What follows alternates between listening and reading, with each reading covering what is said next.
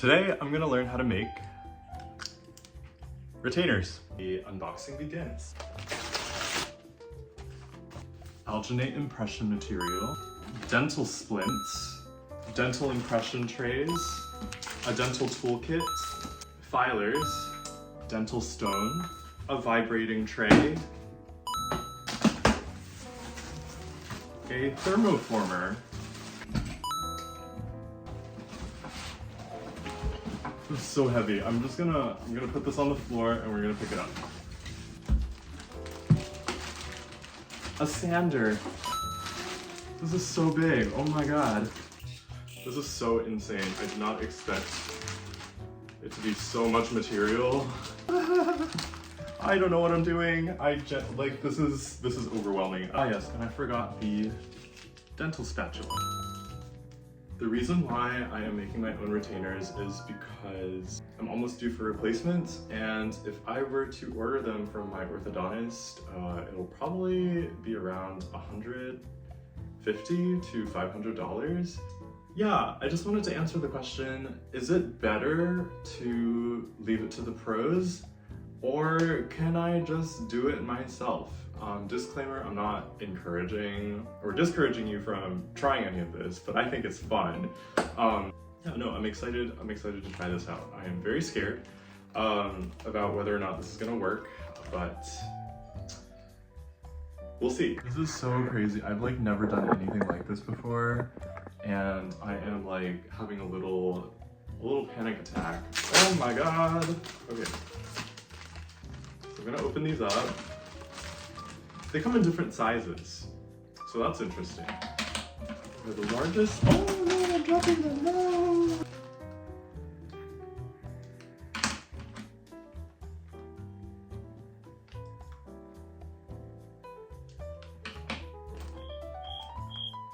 Okay, so we've run into an issue. The bottom trays fit, like the set of the largest ones, but the top one does not. It's like hitting the edges of my teeth. So either we order new ones or we try to warp this one until it fits. I don't know what the best solution is. This took a little while, but I put on some silicone oven mitts and I stretched the trays over high heat. It's not perfect, but it fits so much better than it did before. Should be ready to go. I am scared. Okay, so I got all the materials laid out. I am currently on my laptop following a tutorial by Dr. Paul's Dental World, and we're gonna see how this goes. Oh my god. As you can see here, I am really struggling to open the package, but finally I made it happen. I got alginate all over my bed. So I'm basically just pouring a 2-to-1 ratio of water to alginate, mixing it up, trying to knead away the air bubbles. I'm spreading it over the tray as best as I can, and I took a little bit of excess, lined the occlusal surfaces of my teeth, pushed down, and waited 90 seconds for it to set. Not very good for my first attempt, but we will try again.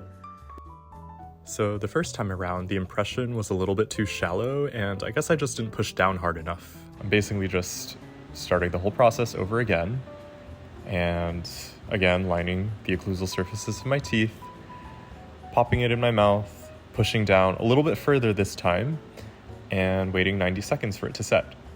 The mixture tastes incredibly nasty. And, oh, honestly, that looks pretty good. There might be some air bubbles, which is not ideal, but oh.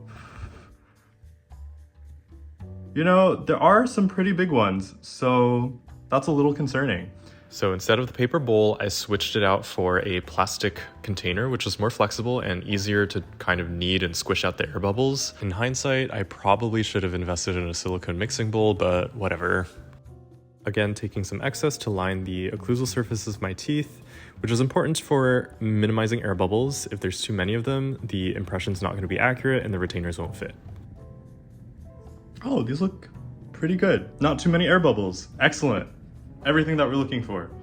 So we're gonna wrap it in some wet paper towel, and then we're gonna do the upper ones. The upper trays are a little trickier because there's more volume to fill, so you need more alginate. Spreading it evenly across the tray, wetting my fingers, smoothing it out, lining the surface of my teeth,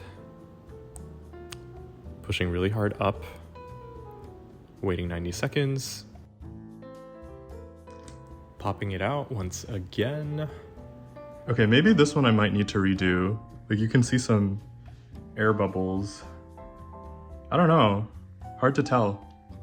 Upon further inspection, there were some pretty gnarly air bubbles, so I had to throw it away and start again from square one. This time I was very careful to keep kneading and squishing until there were no air bubbles and the mixture was smooth. Honestly, I have so much respect for the dentists who do this on their patients day in and day out, because as I am learning on my own, this is not very easy. This is what we got so far.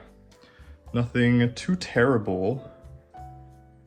There are still air bubbles, but I guess, you know, I can try and fix them later. If this doesn't work, I'll just repeat the whole process again. So here we go. Ah yes, now we're on to the next step, which is pouring the dental stone.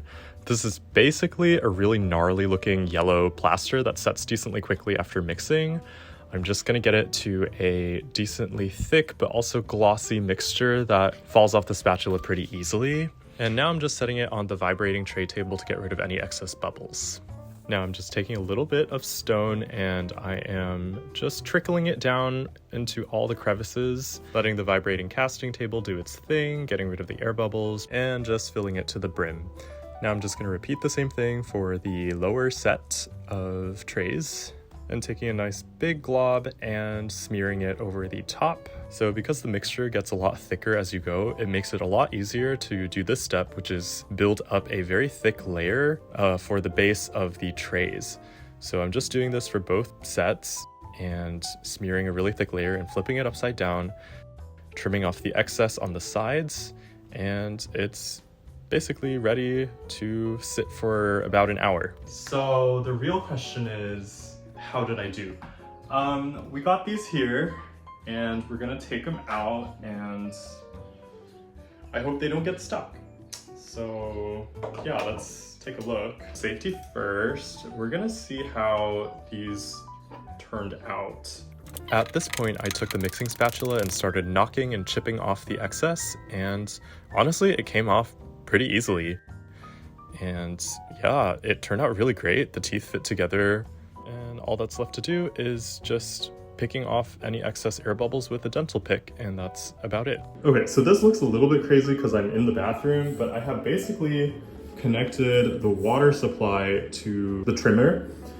In the back, I basically just have the drainage pipe hooked up to a 5-gallon bucket because you can't pour the stuff directly down the drain or else it will clog. This is really important, don't forget your goggles, and yeah, I'm just turning on the water supply and I'm starting to sand with the wet trimmer. You basically want to just sand down all of the protruding edges until you have a really nice and clean model. You don't want to do too much or else the retainers won't fit, but voila, that's it. This is the model of my teeth.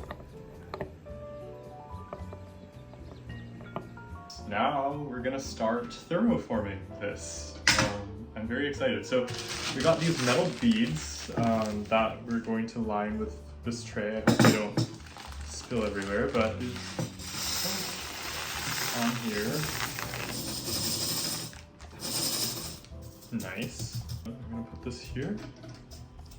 It's gonna take out these splints.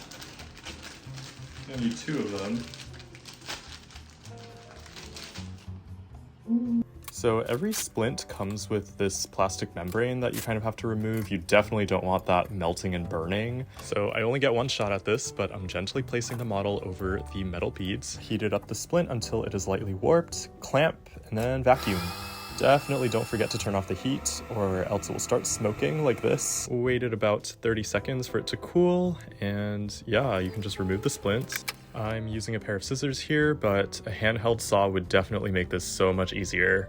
And I'm just repeating the same thing for the upper model. It was at this point that I learned that if you want to separate the model from the splint, the model will almost always crack or break or chip. You can't really reuse it, so every single time you want to make another set of retainers, you have to repeat everything I basically just did in this video over again. But yeah, from start to finish, this whole process took about 3.5 hours. I'm gonna sand them with a nail filer.